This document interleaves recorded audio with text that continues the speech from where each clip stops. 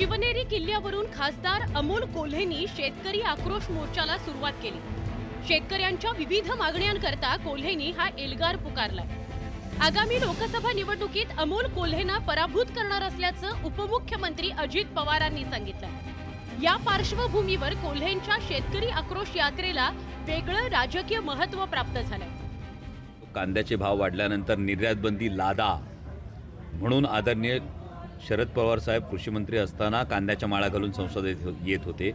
आज ही निर्यात बंदी उठवा यासाठी शेतकऱ्याचा आक्रोश आहे। त्यामुळे सर्वसामान्य शेतकऱ्यांचा सगळीकडेच उत्स्फूर्त प्रतिसाद हा जुन्नर तालुक्यात मिळाला।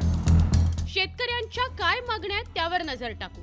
कांदा निर्यातीवरील बंदी उठवणे, दूध उत्पादक शेतकऱ्यांना प्रति लिटर 5 रुपये अनुदान देणे, शेतकऱ्यांना पीक विम्याची योग्य नुकसान भरपाई देणे, शेतीसाठी अखंड 3 फेज वीज पुरवठा, शेतकरी कुटुंबातील विद्यार्थ्यांना शैक्षणिक कर्ज अशा विविध मागण्या या आक्रोश मोर्चाच्या माध्यमातून करण्यात आल्या आहेत। कोल्हेंच्या या मोर्चावर भाजपनं टीका केली आहे।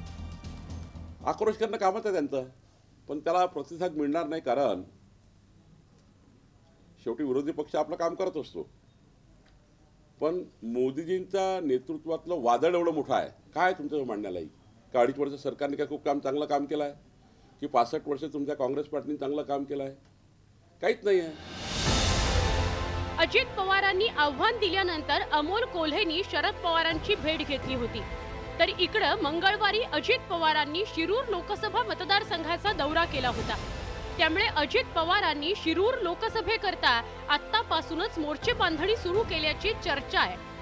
दरम्यान अजित पवार आणि अमोल कोल्हे यांच्यात शाब्दिक युद्ध रंगले।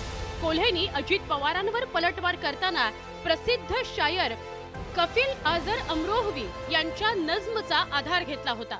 हे बघा, ते असं म्हणतात ना, बात निकली है तो दूर तक जाएगी, आणि त्यामुळे ती बात निकली है तो दूर तक जाएगी। तर ती मला अजूनही मी या संदर्भामध्ये त्यांच्या ज्येष्ठतेचा, त्यांच्या नेतृत्वाचा, या सगळ्याचा मी 100% कायमच आदर करत आहे।